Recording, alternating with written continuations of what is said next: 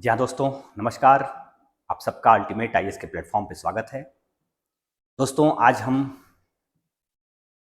पिछले टेस्ट के रिव्यू को आपके सामने लेकर आ रहे हैं और मैं बता दूं कि हमारा टेस्ट पिछले सैटरडे को हुआ था। एवरी सैटरडे को जो टेस्ट होता है उसी का रिव्यू हम लोग ऑनलाइन यूट्यूब चैनल पर आपको देते हैं और उसी को लेकर हम आपके बीच में उपस्थित हैं। मैं आपको उस टेस्ट का जो ज्योग्राफी का सेशन है उसी क्वेश्चंस के डाउट्स को दूर करने के लिए आपके बीच में आया हूं और मैं उम्मीद कर रहा हूं कि आप उसके सेशन को समझकर जो भी अगर हमारे वहां ऑफलाइन टेस्ट आपने दिया होगा उसका रिव्यू आप जरूर से देख लेंगे। और अगर आपने टेस्ट आकर नहीं दिया होगा तो निश्चित तौर पे ये क्वेश्चन आपके लिए बहुत इंपॉर्टेंट है। रिवीजन फेज में मैं आपको ये भी बताने का प्रयास करूंगा कि 4 ऑप्शंस में से कैसे कोई ऑप्शन सही है और बाकी 3 क्यों नहीं सही है। तो इसी के साथ एक बेहतरीन हम सेशन स्टार्ट करने जा रहे हैं और आप सबका स्वागत करने के साथ आप इस सेशन से जुड़ जाइए। और ज्योग्राफी के सारे क्वेश्चंस जो आपके बीच में देखने को मिल रहे हैं काफ़ी स्टैंडर्ड तरह के क्वेश्चन हैं और एनसीईआरटी बेस्ड क्वेश्चन को बनाया गया है। हर प्रकार के बच्चों के लिए काफ़ी सरल और बेहतर है, काफ़ी उनके लिए परीक्षा के लिए उपयोगी है। इन सभी बातों को ध्यान में रखते हुए क्वेश्चन क्रिएट किए गए हैं। आइए हम पहला क्वेश्चन देखते हैं और पहला क्वेश्चन आपके लिए देख लेते हैं कि पहला क्वेश्चन क्या कह रहा है, किन खगोलीय पिंडों को तारा कहते हैं। दोस्तों, मैं जब आपको बताने का प्रयास करता हूं तो पहले मेरे जहन में एक कोशिश रहती है कि मैं पहले आपको प्रश्न सही से समझा सकूं, क्योंकि किसी ने कहा है, किसी विद्वान ने कहा है कि प्रश्नों को सही से समझना ही उसका आधा उत्तर होता है। दोस्तों, पहले प्रश्न क्या कह रहा है, खगोलीय पिंडों को अर्थात जो अंतरिक्ष के पिंड हैं उन पिंडों को तारा कहते हैं। और कौन ऐसा अंतरिक्ष का पिंड है जिसे हम तारा कहेंगे।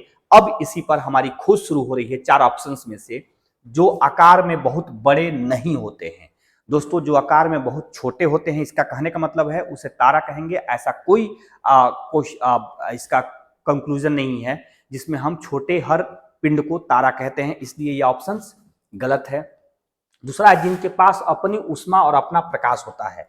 दोस्तों, ये थोड़ा संभावित हमारा आंसर सही लग रहा है, क्योंकि तारा होने की विशेषता यह है कि जिस भी खगोलीय पिंड के पास अगर उसके पास खुद की अपनी ऊष्मा हो और खुद का अपना प्रकाश हो तो वह तारा की संज्ञा में रखा जाता है। इसलिए अभी यह संभावित आंसर हो सकता है। फिलहाल हम सी और डी को भी देखेंगे, जिनके पास अपनी ऊष्मा और प्रकाश नहीं होता है। ये तो एकदम से गलत हो जाएंगे, क्योंकि तारा की विशेषता मैंने अभी बताया कि उसके पास ऊष्मा और अपनी प्रकाश होना आवश्यक है। और डी क्या कह रहा है, जो अपने अक्ष में घूमते हुए दूसरे पिंड की परिक्रमा करते हैं। ये तो बिल्कुल ही गलत हो जाएगा, क्योंकि तारे के साथ ऐसा कोई परिभाषा नहीं है। तो हम उसी आंसर को सही देख पा रहे हैं जिसको हम संभावित लेकर माने थे, और ऑप्शन बी हमारी पहले क्वेश्चन का आंसर सही है। नेक्स्ट क्वेश्चन देखते हैं। सेकंड क्वेश्चन क्या कहता है, आप ध्यान पूर्वक देखेंगे कि सेकंड क्वेश्चन कहता है, तारों के विभिन्न समूहों के द्वारा बनाई गई विविध आकृतियां क्या कहलाती हैं। दोस्तों, विविध आकृतियां जो तारों के समूह द्वारा जो बनाई गई आकृतियां होती है, यानी बहुत सारे तारे मिलकर अगर कोई आकृति बनाते हैं तो फिर वो आकृति क्या कहलाती है। उसके लिए हम ऑप्शंस खोजेंगे।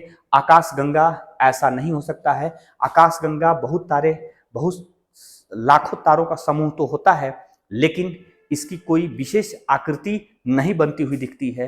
ये समूह में रहते हैं, इसलिए आकाशगंगा नहीं कहलाते हैं। सौरमंडल तो सामान्य तौर पर सूर्य के पूरे परिवार को, उसके साथ ग्रह उपग्रह इत्यादि के समूह को हम सौरमंडल कहते हैं।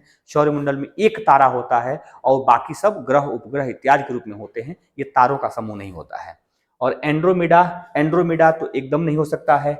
हम देख पा रहे हैं नक्षत्र मंडल जिसे कहते हैं, हम नक्षत्र मंडल दोस्तों सामान्यतः तारा मंडल को कहते हैं।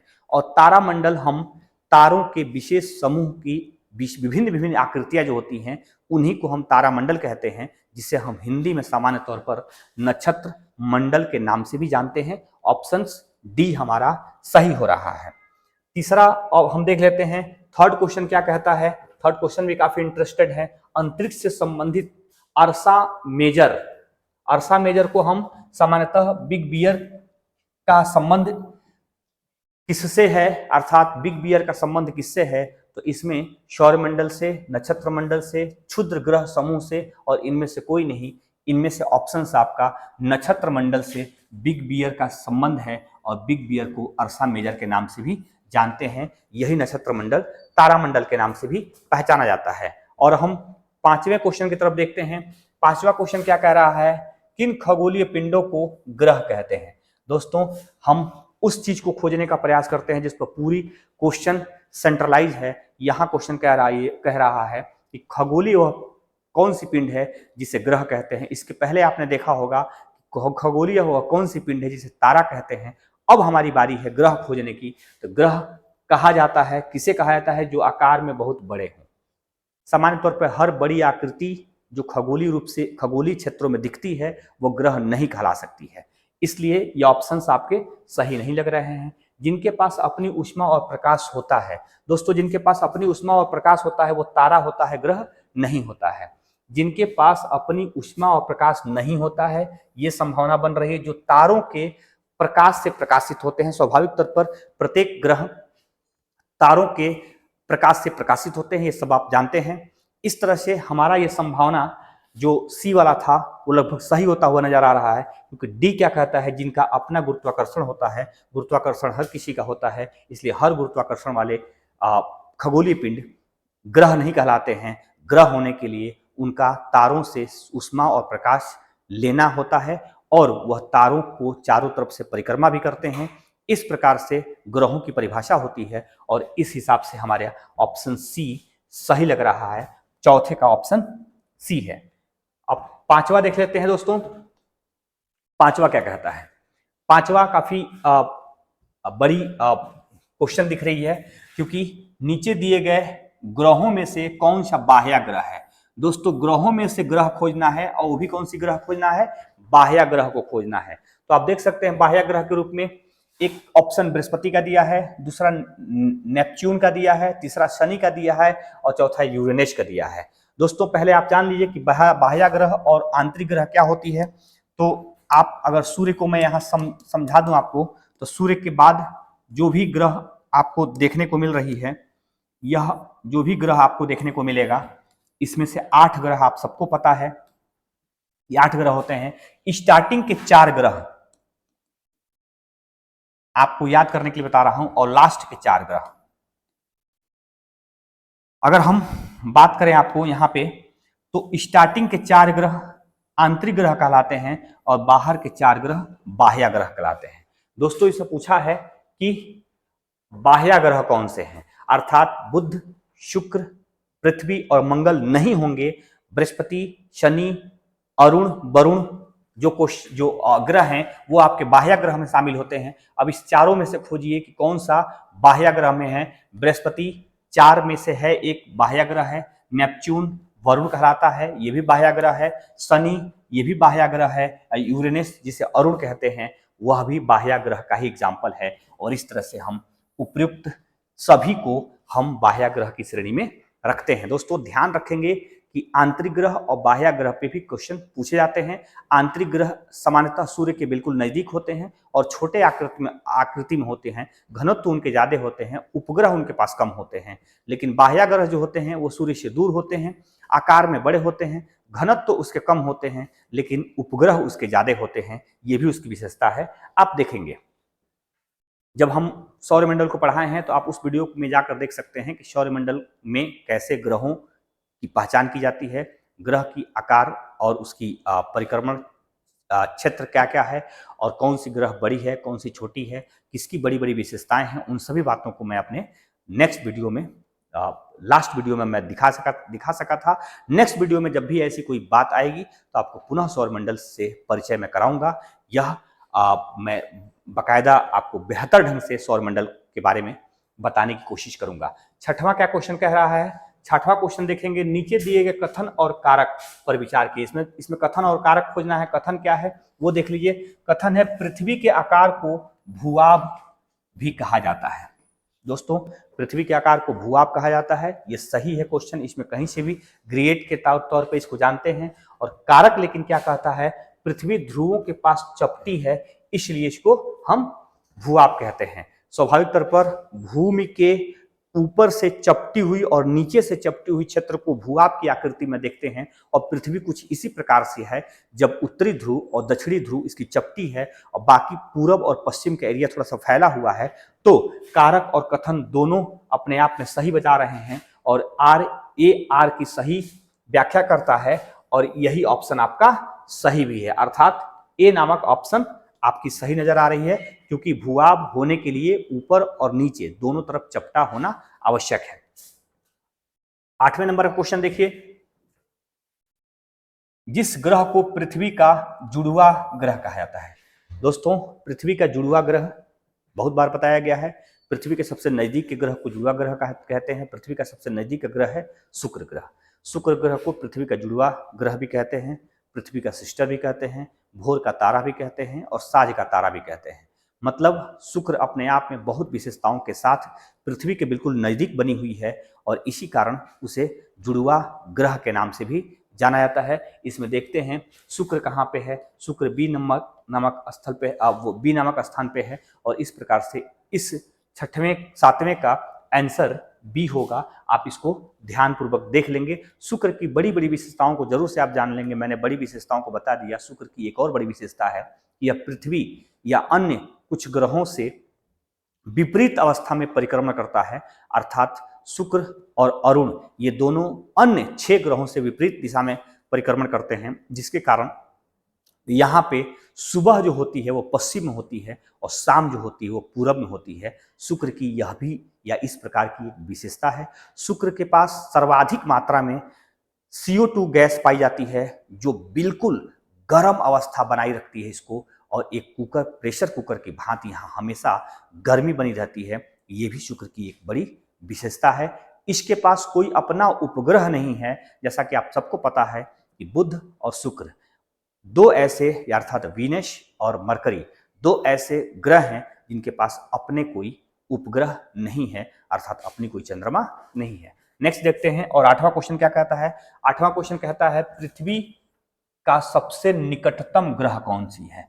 ये काफी बच्चों ने कहीं ना कहीं गलती कर दिया है, क्योंकि आप सबको पता होगा कि एक पिछले बार के टेस्ट में सूर्य के सबसे निकटतम ग्रह पूछा गया था और इस बार के टेस्ट में पृथ्वी के सबसे निकटतम ग्रह पूछा गया है। आप सबको पता होगा कि पृथ्वी के सबसे निकटतम ग्रह शुक्र है, क्योंकि शुक्र को पृथ्वी का बहन या जुड़वा ग्रह कहते हैं। शुक्र पृथ्वी के सबसे नजदीक है, अर्थात पड़ोस में है, और उसी के एक और पड़ोसी है जिसे हम मंगल कहते हैं। मंगल और शुक्र दोनों पृथ्वी के बेहद करीब के पड़ोसी हैं, लेकिन इन दोनों में सबसे नजदीक कोई है तो शुक्र है। और आपका ऑप्शन शुक्र इसमें बी नंबर पे दिया हुआ है। 8वें का बी सही है। 9वां देख लेते हैं। कौन से वे 2 ग्रह हैं जिनका सौरमंडल अन्य ग्रहों की तुलना में परिक्रमण विपरीत दिशा में करता है। अभी मैंने आपको क्वेश्चन इसकी पहले वाले क्वेश्चन में बताया हूं कि 2 ग्रह ऐसे ग्रह हैं जो अन्य ग्रहों के विपरीत घूमते हैं, अर्थात वह शुक्र है और अरुण है। अरुण और शुक्र दोनों ऐसे ग्रह हैं। शुक्र बुध के बाद पड़ता है, शुक्र, और अरुण वरुण के पहले पड़ता है, अर्थात अरुण वरुण के पहले पड़ता है। अर्थात एक ऊपर से हम बुध को छोड़ दें और नीचे से और वरुण को छोड़ दें तो एक नीचे के बाद सेकंड लास्ट है और यह सेकंड है। इस तरह से दोनों सभी ग्रहों के विपरीत घूमने का काम करते हैं, विपरीत परिक्रमण करते हैं। जो वही क्वेश्चन आपसे पूछा गया है, विपरीत दिशा में कौन से परिक्रमण करते हैं। तो शुक्र और अरुण देखते हैं कहाँ पे है। यहाँ बृहस्पति यूरेनस है, यहाँ शुक्र और शनि है, ये बुध और शुक्र है, यहाँ शुक्र और यूरेनस, अर्थात शुक्र और अरुण दिया हुआ है और ऑप्शन सी सही है। दोस्तों, 9वां के बाद 10वें नंबर का क्वेश्चन हम देखते हैं। 10वां क्वेश्चन भी काफी इंपॉर्टेंट नजर आ रहा है। 10वां क्वेश्चन कह रहा है निम्नलिखित कथनों पर विचार कीजिए। इसमें आपको थिंक के माध्यम से, अपने विचार के माध्यम से, अपनी सोच सोचने की क्षमता के माध्यम से इस क्वेश्चन को जब करते हैं तो काफी बारीकी से आप क्वेश्चन पे नजर रखते हैं, क्वेश्चन के हिसाब से आप तय करते हैं कि ऑप्शंस कौन सा सही होगा। इसी हिसाब से हम भी करने का प्रयास कर रहे हैं। इसमें देख रहे हैं बृहस्पति, शनि, यूरेनस के चारों ओर छल्ले हैं। दोस्तों जो छल्ले हैं तमाम ग्रहों के पास, उसमें से 3 ग्रह, एक शनि हो जाती है, एक बृहस्पति हो जाती है और एक आपके यूरेनस हो जाता है। और इस प्रकार से इन तीनों ग्रहों के पास छल्ले हैं। ये तो सही बता रहा है, लेकिन सेकंड क्या कह रहा है, ये छल्ले विभिन्न पदार्थों के असंख्य छोटे छोटे पिंडों से बने पट्टियां हैं और उपयुक्त में से कौन सा कथन सत्य है। तो इसमें आपको सत्य खोजने के लिए जब पता चल रहा है तो असंख्य छोटे छोटे पिंड, दोस्तों जो छल्ले होते हैं वो असंख्य और सैकड़ों हजारों प्रकार के छोटे छोटे पिंडों से निर्मित होते हैं, जो किसी ग्रह के अगल बगल में आपको छल्ले नुमा दिखाई देते हैं। और इस प्रकार से आप देख सकते हैं कि इन 3 ग्रह के आस पड़ोस में ये छल्ले घूमते हुए दिखते हैं। और इस प्रकार से ए और बी अर्थात 1 और 2 दोनों ऑप्शन सही है, अर्थात बृहस्पति, शनि, यूरेनस के पास छल्ले होते हैं और ये छल्ले छोटे छोटे मेटल्स के बने होते हैं। ये ऑप्शंस आपका सही है। 11वें नंबर का क्वेश्चन 11वें नंबर का क्वेश्चन देखते हैं। हमारे सौरमंडल में, दोस्तों हमारे सौरमंडल की बात कर रहा है, अर्थात जिस सौरमंडल में हम रहते हैं, जिस सौरमंडल में हमारी पृथ्वी एक ग्रह के रूप में है, तमाम तरह के 8 ग्रह हमारे सौरमंडल के हिस्से हैं। इसी के बारे में क्वेश्चन पूछा जा रहा है, किन ग्रहों के पास एक भी चंद्रमा नहीं है, अर्थात कोई उपग्रह नहीं है जिसे हम प्राकृतिक उपग्रह कहते हैं। अब हम खोजने का प्रयास करेंगे कौन सा ऐसा ग्रह है। इसमें बुध भी दिया है, शनि भी दिया है, शुक्र भी दिया है, यूरेनस भी दिया है। दोस्तों मैंने इसके पहले ही कुछ देर पहले बताया है कि पृथ्वी के पास एक ग्रह है जिसे हम चंद्रमा कहते हैं, और आंतरिक ग्रह में 4 ग्रह शामिल होते हैं, बुध, शुक्र, पृथ्वी और मंगल। दोस्तों ये सूर्य के बिल्कुल नजदीक होते हैं। इस प्रकार से जो सूर्य के सबसे नजदीक होता है वो सूर्य के ताप और प्रभाव से इतना ज्यादा प्रभावित होता है कि उनका आकार भी छोटा होता है और उनके पास कोई उपग्रह भी नहीं होते हैं। तो पहला बुध, जिसके पास आकार छोटा है, कोई उपग्रह नहीं है। दूसरा है शुक्र, इसका भी लगभग आकार छोटा ही है और इनके पास भी कोई उपग्रह नहीं है। तीसरा है पृथ्वी, यह भी आकार में एक मिडिल क्लास की है, लेकिन इनके पास बमुश्किल से एक उपग्रह है।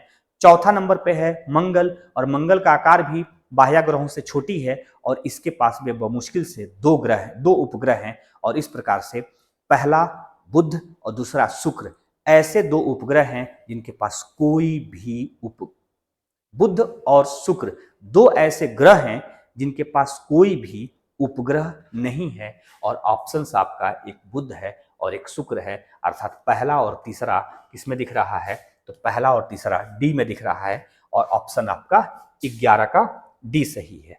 12वें नंबर का क्वेश्चन हम देख लेते हैं। नीचे दिए ग्रह में सबसे अधिक चंद्रमा, अब यहाँ पे सबसे अधिक चंद्रमा अर्थात सबसे अधिक प्राकृतिक उपग्रह के बारे में पूछ रहा है, किस ग्रह के पास होते हैं। तो आप इस तरह से मैं अब बताने का जब प्रयास करूं तो एक विवाद उत्पन्न होता है। कुछ पुराने किताबों में जो सबसे अधिक ग्रह के बारे में दिया है वो बृहस्पति, सबसे अधिक उपग्रह के बारे में दिया है तो बृहस्पति के सबसे अधिक उपग्रह दिखाया गया है। लेकिन लेटेस्ट एनसीईआरटी ये बता रही है कि सबसे अधिक उपग्रहों की संख्या इस समय शनि के पास हो गई है और शनि 150 से ऊपर उपग्रह के साथ इस समय सबसे अधिक उपग्रहों वाली ग्रह हो चुकी है और दूसरे नंबर पर बृहस्पति है। इस प्रकार से ऑप्शंस 12 का ए शनि सही है। 13 नंबर क्वेश्चन देखते हैं। 13 नंबर का क्वेश्चन क्या कहता है, नीचे दिए कथन और कारक पर विचार कीजिए। दोस्तों कथन और कारक इसमें खोजना है। कथन और कारक खोजने के लिए क्या करना है आपको, कथन ए क्या कहता है, पृथ्वी से हमें चंद्रमा का केवल एक ही भाग दिखाई देता है। पृथ्वी से जब चंद्रमा को देखेंगे तो केवल एक भाग दिखाई देगा, इसलिए दिखाई देगा क्योंकि पृथ्वी से चंद्रमा जो दिखता है, चंद्रमा का घूर्णन और उसका परिक्रमण दोनों एक समान होने के नाते पृथ्वी से केवल उसका एक ही भाग दिखता है। लेकिन कारण क्या कहता है, चंद्रमा के द्वारा पृथ्वी का एक चक्कर पूरा करने में लगने वाला समय अपने अक्ष पर एक चक्कर पूरा करने में लगने वाले समय से अधिक होता है। दोस्तों कह रहा है कि पृथ्वी का एक चक्कर पूरा करने में लगने वाला जो समय होता है अपने अक्ष पर चक्कर करने वाले लगने वाले समय से अधिक होता है। ये गलत है, क्योंकि मैं बता दूं कि पृथ्वी का जो घूमने का काम करता है चंद्रमा, चंद्रमा जितने समय में पृथ्वी को एक चक्कर घूमता है, ठीक उतने ही समय में चंद्रमा अपने अक्ष पे भी एक घूर्णन पूरा करता है। इसमें दिया है कि घूर्णन से ज्यादा परिक्रमण का समय लगता है, जबकि ये ऑप्शन गलत है, क्योंकि जितने देर का उसका घूर्णन होता है उतने ही देर का एक परिक्रमण भी होता है। तो आकारक गलत है, कथन सही है, और इस हिसाब से ए सही है और आर गलत है, और सी नामक क्वेश्चन आपका देख पा रहे हैं कि ऑप्शंस के हिसाब से सी सही है। 14 नंबर का 13 नंबर का सी आपका सही था। अब 14वें नंबर को देखते हैं। नीचे दिए कथनों पर विचार कीजिए। दोस्तों इसमें विचार करना है, और पहला क्या कह देख लेंगे। सूर्य के चारों ओर चक्कर लगाने वाले पत्थरों के छोटे छोटे टुकड़ों को उल्का पिंड कहते हैं। दोस्तों सूर्य के चारों तरफ बहुत सारे छोटे छोटे पत्थर और चट्टानी अवशेष घूमते रहते हैं, काफी दूर घूमते हैं, लेकिन सूर्य के चक्कर लगाते रहते हैं। जैसे बहुत सारे ग्रह, उपग्रह, उल्का पिंड, छोटे ग्रह, क्षुद्र तारे सूर्य के चारों तरफ घूमते रहते हैं, ठीक उसी प्रकार से उल्का पिंड भी सूर्य के चारों तरफ घूमते हैं। यही उल्का पिंड जब सूर्य के परिक्षेत्र से बाहर निकलकर पृथ्वी के या पृथ्वी के वायुमंडल क्षेत्र में प्रवेश करते हैं तो भयंकर इसमें आग लगती है, और वही आग हमें आसमान में एक लंबी सी पूंछ के साथ दिखाई देती है, जो कभी कभी पृथ्वी से टकरा भी जाती है, और टक्कर होने के बाद पृथ्वी पर बहुत बड़े गड्ढे का भी निर्माण हो जाता है। इस प्रकार से हम लोग कई बार उल्का पिंड से निर्मित कई झील के बारे में भी हम पढ़ चुके हैं। अब यहां देखेंगे बी क्या कहता है। खुले आकाश में फैली एक छोर से दूसरे छोर तक चौड़ी सफेद पट्टी, जो कि लाखों तारों का समूह है, को आकाशगंगा कहते हैं। दोस्तों ये कह रहा है खुली आसमान में फैली एक छोर से दूसरे छोर तक चौड़ी सफेद पट्टी, जो लाखों तारों का समूह होता है, आकाशगंगा। स्वाभाविक तौर पर आप सबको पता होगा कि आकाशगंगा में लाखों तारे होते हैं, और लाखों तारे के समूह को हम आकाशगंगा कहते हैं। हमारी भी एक आकाशगंगा है जिसे मिल्की वे कहते हैं, और उस तरह से वो पृथ्वी हमारा सूर्य उसी आकाशगंगा का एक तारा है, जिसमें हजारों हजारों प्रकार के तारे जुड़े होते हैं। और इस तरह से सूर्य के चारों ओर उल्का पिंड घूमते हैं, सही है। और बहुत सारे तारों के समूह को हम आकाशगंगा कहते हैं, ये भी सही है। और ऑप्शन ए और दो दोनों आपको सही दिख रहा है। अब 15वें नंबर का क्वेश्चन देख लेते हैं। दोस्तों कहीं ना कहीं आप इस चीज को जो पढ़ रहे हैं वो बिल्कुल इस फॉर्म में पढ़ रहे हैं, जिसमें सभी क्वेश्चन पर कुछ ऐसी नजर आपको रखनी होगी जिसमें उसके आस पड़ोस से उठने वाले क्वेश्चन का भी आंसर आप दे सकें, और वो क्वेश्चन आपके लिए बहुत बेहतर साबित हो सके, जिसमें आपकी चिंतन क्षमता भी बढ़ सके, और आपका जो पहले रिवीजन टेस्ट पेपर होंगे या पहले आपने रिवीजन टेक्स्ट बुक किया होगा, वो भी आपको रिसाइकिल होकर समझ में आने लगेंगे। ठीक है, अब देखते हैं 15वें नंबर का क्वेश्चन।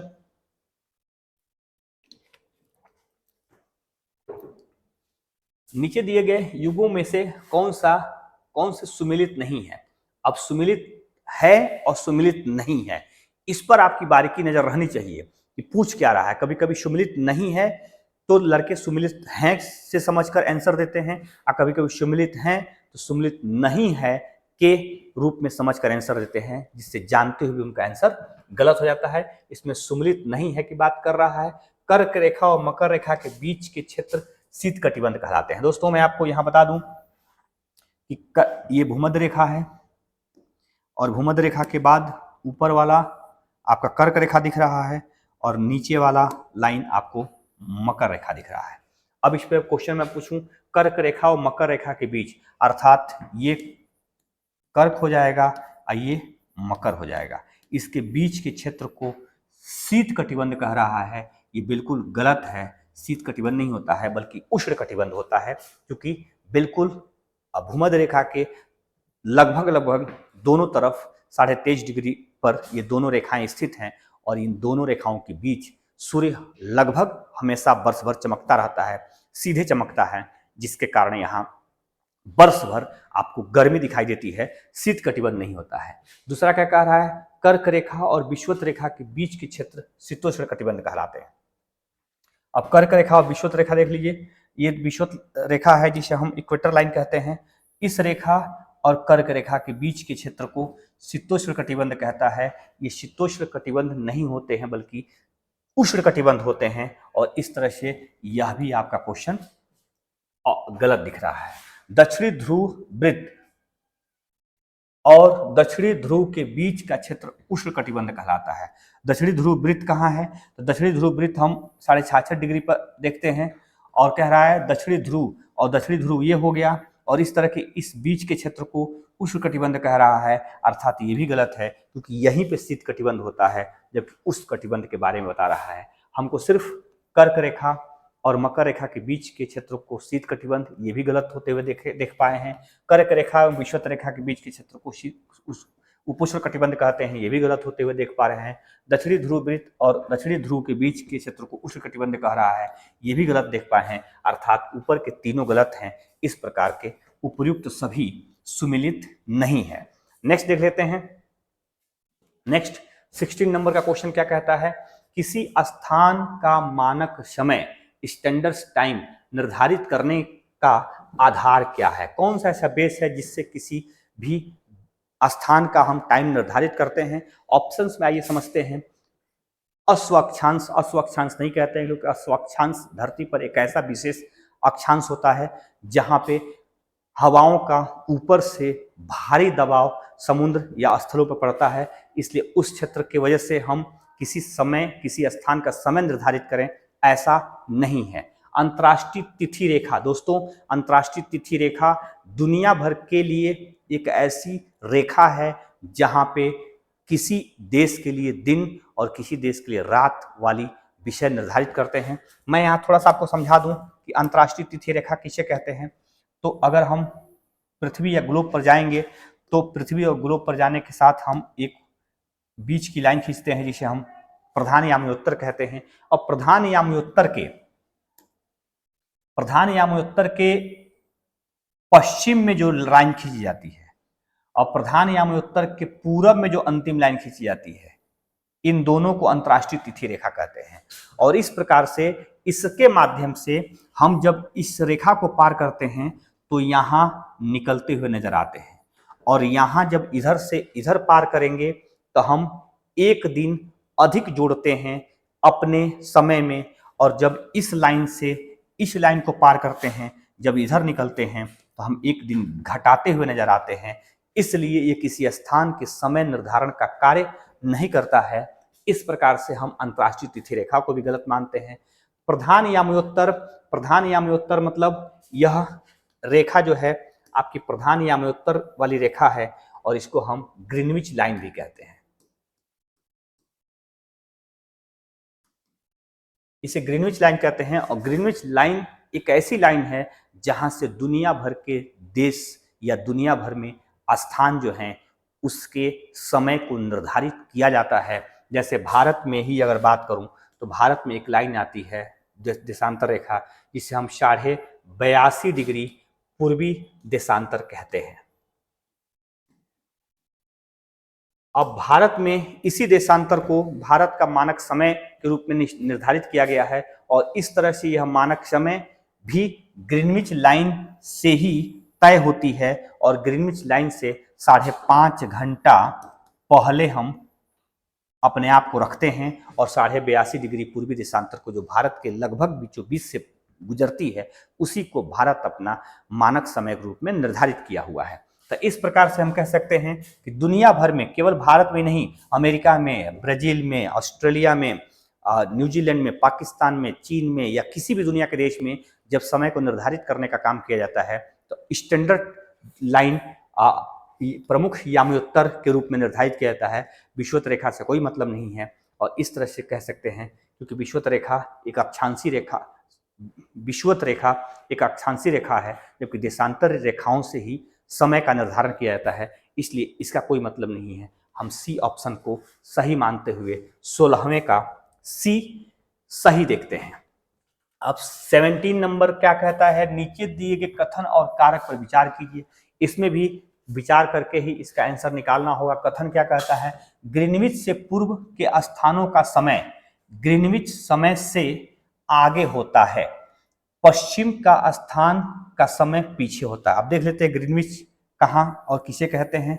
मैं छोटे से आकार में बता रहा हूँ। ये है आपका ग्रीनविच लाइन। अभी मैं कुछ देर पहले पिछले क्वेश्चन में बताया हूँ, या हम इस क्वेश्चन को यहाँ पे दिखा दे आपको कि ये ग्रीनविच लाइन है। और ग्रीनविच लाइन का यह हिस्सा पूरब का हिस्सा है और यह हिस्सा पश्चिम का हिस्सा है। दोस्तों कह रहा क्वेश्चन क्या कह रहा है, क्वेश्चन कह रहा है ग्रीनविच लाइन के पूरब के स्थान समय ग्रीनविच समय से आगे, अर्थात पूरब का स्थान ग्रीनविच समय से आगे होता है, ये भी सही है। और कह रहा है कि तथा पश्चिम का स्थान समय से पीछे होता है, अर्थात पश्चिम का स्थान समय से पीछे भी होता है, अर्थात ये ऑप्शन सही बता रहा है, कथन सही है। अब कारक क्या कहता है, पृथ्वी अपने काल्पनिक अक्ष पर पूर्व से पश्चिम की ओर घूमती है। दोस्तों पृथ्वी पूर्व से पश्चिम की ओर नहीं बल्कि पश्चिम से पूर्व की ओर घूमती है।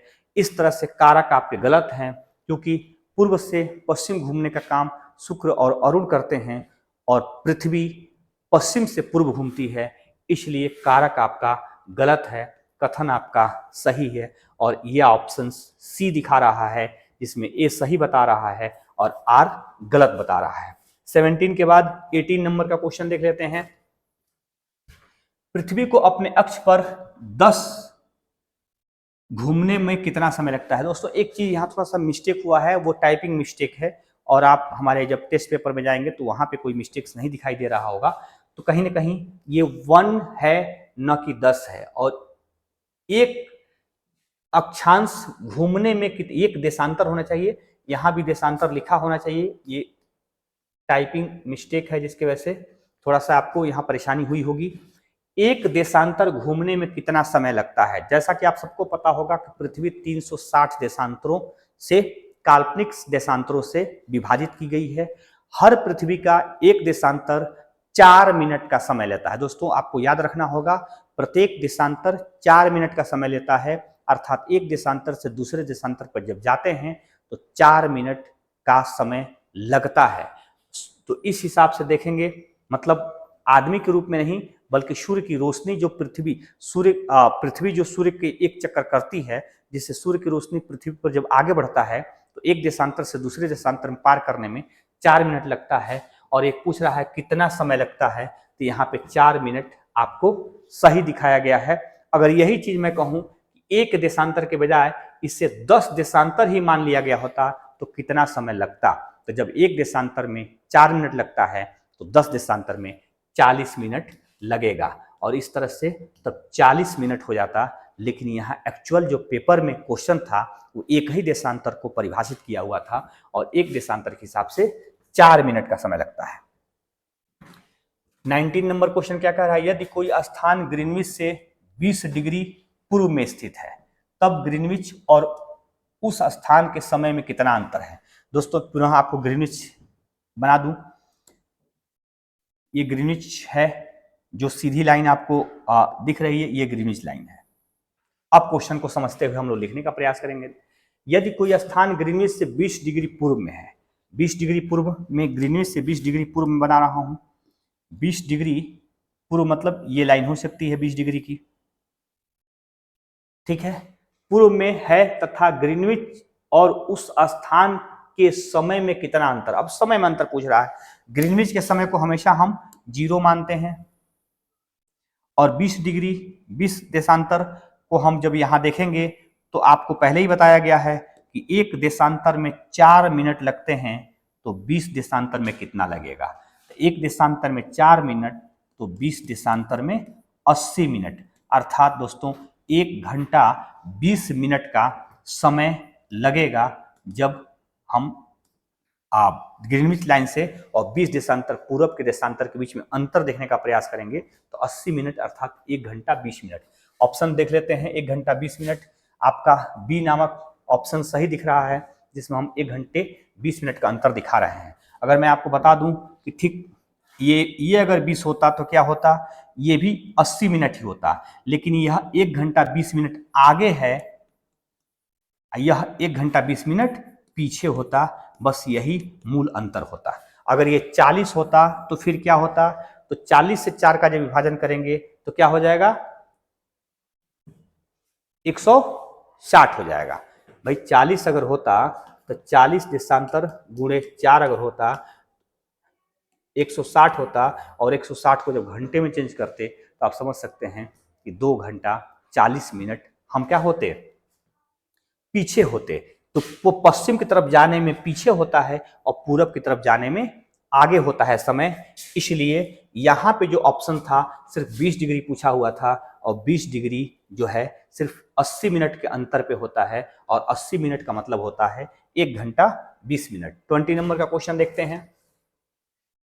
भारत के किस याम्योत्तर देशांतर रेखा के स्थानीय समय को भारत का मानक समय माना गया? दोस्तों अभी जस्ट मैं बताया हूं कि भारत में 82.5 डिग्री पूर्वी देशांतर को भारत ने अपना मानक समय बनाया है, क्योंकि आप सबको पता होगा कि भारत में 82.5 डिग्री की देशांतर जो पूर्वी देशांतर है वो लगभग भारत के बीचों बीच से होकर निकलती है। इलाहाबाद के पास स्थित नैनी या वहीं एक जौनपुर जो स्थान होता है लगभग उसी के सटे सटे यह रेखा गुजरने का काम करती है। भारत में 82.5 डिग्री पूर्वी देशांतर रेखा 5 राज्यों से होकर गुजरती है। इसे भी मैं अपने जो हमारे लास्ट की वीडियो कई गए हैं यूट्यूब पर, उसमें सारी चीज़ें डिटेल में बताई गई हैं, काफ़ी डीप बताई गई हैं, जो आपको समझने के लिए काफ़ी पर्याप्त और बेहतर अवसर देंगी। आप चाहें तो उस वीडियो को देखकर चीज़ों को समझ सकते हैं। तो अब देख लेते हैं स्थानीय समय कौन सा है, 82.5 डिग्री पूर्वी। अब इसमें 82.5 डिग्री पूर्व दिया है और 82.5 डिग्री पश्चिम दिया है। 82 डिग्री 30 मिनट्स ये पश्चिम है, 82 डिग्री 30 मिनट्स पूरब है। ये क्वेश्चन फंसाने के लिए दे सकता है, पश्चिम में भी पूछ सकता है और पूरब पूछ सकता है, लेकिन आपके ऑप्शंस के हिसाब से 82.5 डिग्री पूर्वी देशांतर है, और इस तरह से हमारा आंसर पूरब वाला सही है और ए नामक हमारा आंसर सही है। 20 का ए। 21 देखते हैं। 21 कहता है निम्नलिखित में से कौन सा ऋतुओं में परिवर्तन का कारक बनता है?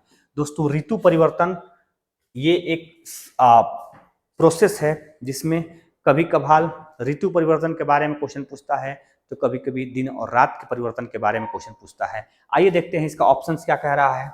सूर्य के चारों ओर पृथ्वी की स्थिति में परिवर्तन से हम ऋतु परिवर्तन होते हुए देखते हैं। सूर्य के चारों ओर जो पृथ्वी के परिवर्तन होता है, ये तब संभव होगा जब पृथ्वी सूर्य के चारों तरफ घूमेगी, और इस अवस्था से आप समझ सकते हैं कि पृथ्वी सूर्य के चारों तरफ घूमती भी है। 365 दिनों में एक चक्कर पूरा करती है सूर्य का, और जैसे जैसे पूरा करती है उसी पूरा करने की अवस्था में पृथ्वी सूर्य से एक बार बेहद नजदीक से होकर गुजरती है और एक बार सूर्य से दूर होकर गुजरती है, और इसी अवस्था में पृथ्वी पर मौसम परिवर्तन होते हुए हम देख पाते हैं। क्योंकि पृथ्वी पर दिन रात का जो परिवर्तन है वह पृथ्वी के घूर्णन के कारण होता है, जबकि पृथ्वी पर ऋतु परिवर्तन या मौसम परिवर्तन पृथ्वी के परिक्रमण के कारण होता है, जो सूर्य के चारों तरफ घूमने की अवस्था में होता है।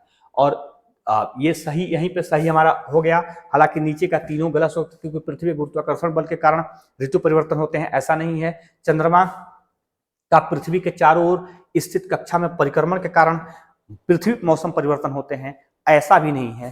तो केवल A21 का ए सही होता हुआ दिख पा रहा है।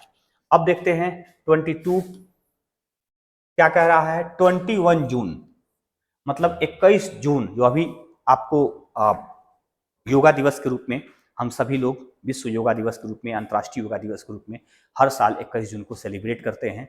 दुनिया भर के देशों में भारत से निकला हुआ योगा दुनिया को ये संदेश दे रहा है कि योगा करने से शरीर स्वस्थ होता है, मस्तिष्क स्वस्थ होता है और एक रोग मुक्त जीवन आपको प्राप्त होती है। योगा आप भी करें, अपने दोस्तों को भी प्रमोट करें, क्योंकि योगा से शारीरिक व्याधियां दूर होती हैं, मानसिक ताकत मिलती हैं, और योगा एक डेली वेजेज में आपको रिहर्सल या वॉकिंग करने का मौका देता है। हेल्थ रहने के लिए, हेल्पफुल रहने के लिए आपको योगा से जुड़ना होगा। डेली बेसिस में एक अपने जीवन शैली के रूप में योगा को भी अपना लीजिए, जो दुनिया भर के लोग अपना रहे हैं। हर स्वस्थ व्यक्ति, हर अच्छे व्यक्ति योगा को प्रमोट कर रहा है, योगा को अब कंटिन्यू कर रहा है। मैं उम्मीद कर रहा हूं कि आप भी योगा से जुड़कर स्वस्थ रहने की एक उम्मीद पाल रखे होंगे। आप सभी को योगा दिवस पर हार्दिक शुभकामना। 21 जून को पृथ्वी का उत्तरी गोलार्ध सूर्य की तरफ झुका होता है। 21 जून को उत्तरी गोलार्ध, पहले उत्तरी गोलार्ध और दक्षिणी गोलार्ध देख लीजिए क्या होता है। यहाँ पृथ्वी को मैंने बना दिया। अब पृथ्वी पर इक्वेटर लाइन बना, जैसे इक्वेटर लाइन बनाऊंगा, इक्वेटर लाइन बनाते ही पृथ्वी दो भागों में बट गई। दो गोल अर्ध, मतलब गोला का आधा हिस्सा ऊपर जिसे उत्तरी गोलार्ध कहते हैं, और गोला का आधा हिस्सा नीचे जिसे हम दक्षिणी गोलार्ध कहते हैं। यहाँ क्वेश्चन पूछ रहा है 21 जून को सूर्य उत्तरी गोलार्ध सूर्य की तरफ झुका होता है, अर्थात ये सही है कि 21 जून को सूर्य कहां आती है? 21 जून को सूर्य कर्क रेखा पर रहता है।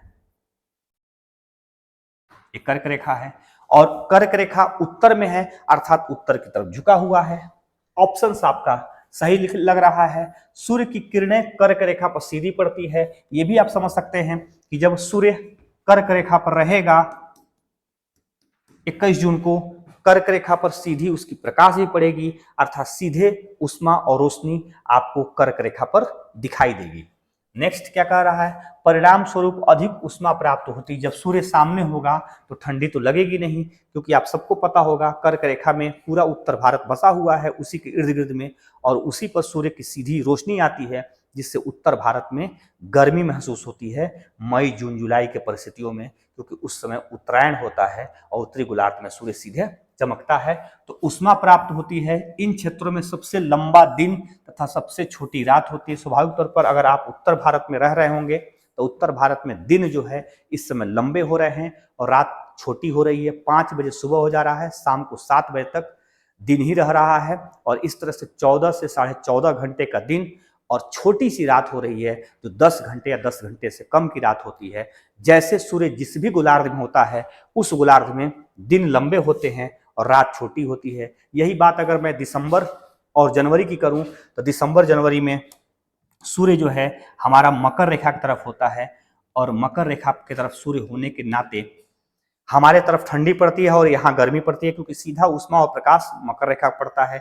एक और बदलाव ये होते हैं कि यहाँ पे सूर्य होने के नाते, अर्थात मकर रेखा की तरफ सूर्य होने के नाते, मकर रेखा और दक्षिणी गोलार्ध की तरफ दिन लंबे हो जाते हैं और रात छोटी होती है। इसी दौरान हमारे तरफ क्या होता है, अर्थात कर्क रेखा की तरफ क्या होता है कि इधर दिन लंबे होते हैं तो इधर रात लंबी होती है और दिन छोटे होते हैं। यहाँ दिन लंबे होते हैं और रात छोटी होती है। इस तरह से क्वेश्चन कह रहा है कि पृथ्वी की इस अवस्था को क्या कहते हैं, अर्थात पृथ्वी जब उत्तरी गोलार्ध में होती है तो उसे उत्तरी आयानांत कहते हैं। दक्षिणी आयानांत कब तक कहते हैं? जब सूर्य दक्षिण में जाता है। अब हम 23 नंबर क्वेश्चन को देख लेते हैं, और 23 क्या कर दक्षिणी आयानांत। अब उत्तरी आयानांत के बाद दक्षिणी आयानांत की बात कर रहा है कि संदर्भ में नीचे दिए कथनों पर विचार कीजिए। और दक्षिणी आयानांत में क्या क्या होता है बिल्कुल आप समझ गए होंगे।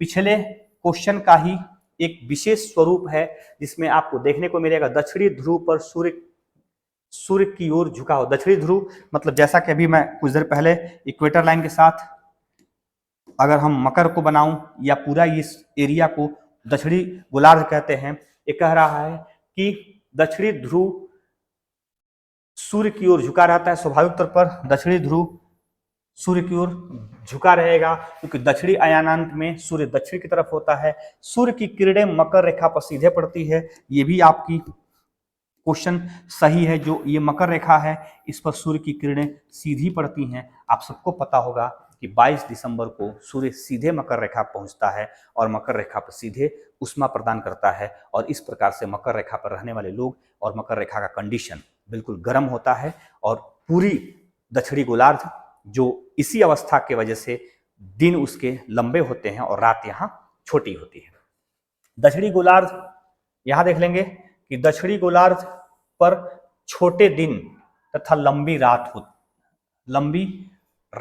लंबी रातों वाली ऋतुएं होती हैं। यहाँ गलत हो गया, दक्षिणी गोलार्ध में जब सूर्य होगा तो छोटी रात नहीं होगी, छोटे दिन नहीं होंगे, बल्कि छोटी रात होगी। अर्थात यहाँ लंबे दिन होना चाहिए था और छोटी रात होनी चाहिए थी। ये गलती कर दिया है, जिसकी वजह से हम ऑप्शन खोजेंगे तो ए और बी दो ही ऑप्शंस हमारे सही हैं, अर्थात 1 और 2 सही है। ऑप्शन 23 का ऑप्शन सी सही है। और सेकंड लास्ट देख लेते हैं, 24 नंबर का क्वेश्चन क्या कह रहा है, विश्व के संदर्भ में नीचे दिए कथनों में से कौन से कथन सत्य हैं। विश्व के संदर्भ में हम कौन से कथन सत्य देखते हैं। इस अवस्था में सूर्य की किरणें विश्वत वृत्त पर सीधी चमकती है, यह भी सही है, क्योंकि विश्व तभी होता है जब सूर्य की किरणें बिल्कुल बीच में चमकती है, तो विश्व होता है और विश्वत वृत्त पर सीधी पड़ती है। दूसरा क्या कह रहा है, पूरी पृथ्वी पर दिन और रात बराबर होते हैं जब सूर्य बिल्कुल बीचों बीच में चमकेगा, सूर्य की रोशनी बिल्कुल बीचों बीच से निकलेगी तो पूरे पृथ्वी पर दिन और रात एकदम बराबर होते हैं। यह दिन कौन सा होता है मैं आपको बता दूं, तो यह दिन होता है 21 मार्च को। एक दिन पूरी तरह से सूर्य इक्वेटर लाइन पर होता है, और दूसरी 23 सितंबर को एक दिन ऐसा होता है जब पुनः सूर्य एक बार भूमध्य रेखा अर्थात इक्वेटर लाइन पर देखने को मिलता है। थर्ड क्या कहता है, कोई भी ध्रुव सूर्य की ओर नहीं झुका होता है। कोई भी ध्रुव सूर्य की ओर नहीं झुका होता है, क्योंकि जब सूर्य ही बीच में होता है तो कोई झुकाव नहीं होता है, अर्थात सभी ये भी सही है। इस अवस्था में सूर्य किरणें विश्व पूरी पृथ्वी दिन और रात बराबर होती है, कोई ध्रुव झुका हुआ नहीं रहता है, अर्थात उपयुक्त सभी के सभी ऑप्शंस सही हैं और ऑप्शन डी आपका सही है। अब 25वें नंबर का क्वेश्चन देख लेते हैं। 25वां लास्ट क्वेश्चन है आज के सेशन का।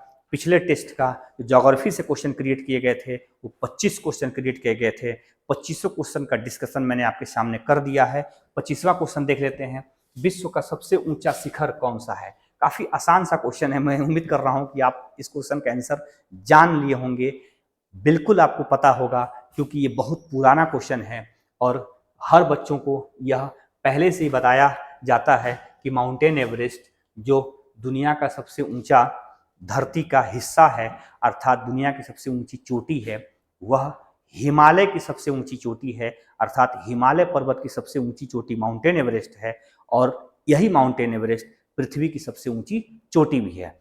दोस्तों, धरती पर माउंटेन एवरेस्ट मुख्य रूप से नेपाल में स्थित है। माउंटेन एवरेस्ट नेपाल में है और माउंटेन एवरेस्ट हिमालय का हिस्सा है। दोस्तों, हिमालय का कुछ हिस्सा नेपाल में पड़ता है और उसी कुछ हिस्से में से यह चोटी दिखती है जो दुनिया की सबसे ऊंची चोटी है। नेपाल में इसे सागर माथा के नाम से जाना जाता है माउंटेन एवरेस्ट को, जो दुनिया की सबसे ऊंची चोटी 8,852 मीटर, अर्थात नई किताबों में 52, किसी में 50, किसी में 48 मीटर दिखाई देता है, जो दुनिया की सबसे ऊंची चोटी के रूप में शुमार है। तो दोस्तों, इस तरह से हम ऑप्शंस बी को सही होते हुए देख पाते हैं। यहाँ बस देख लीजिए, किलिमंजारो दक्षिण अफ्रीका में स्थित है। वो अफ्रीका की एक चोटी है। K2 भारत की सबसे ऊंची चोटी, हालांकि पीओके में स्थित है। और कंचनजंगा भारत की सबसे ऊंची वर्तमान में चोटी है, जो सिक्किम में स्थित है। लेकिन पूछ रहा है विश्व की सबसे ऊंची चोटी, तो विश्व की सबसे ऊंची चोटी माउंटेन एवरेस्ट है। दोस्तों, जैसा कि मैं अभी बता रहा था कि पिछले टेस्ट में 25 क्वेश्चन जो ज्योग्राफी से दिए गए थे, उसका सलूशन मैंने आपको बता दिया। मैं उम्मीद कर रहा हूं कि आप इसको पढ़ेंगे और बेहतर इसमें और करने के लिए मुझे कुछ कमेंट करेंगे। लाइक, अगर आपको अच्छा लगा होगा तो लाइक कीजिएगा। यह सेशन आपको इसी प्रकार से हफ्ते में एक बार जरूर से कंटिन्यू रहेगा, क्योंकि हर सैटरडे का जो टेस्ट होता है उसी का ब्रीफ लाकर हम लोग ऑनलाइन प्लेटफॉर्म पर आपके साथ जुड़ते हैं। आप इसको देखेंगे, निश्चित तौर पर यह आपके लिए बेहतर साबित होगा। आज का सेशन यही समाप्त होता है। आपको वीडियो देखने के लिए बहुत बहुत धन्यवाद। Thank you.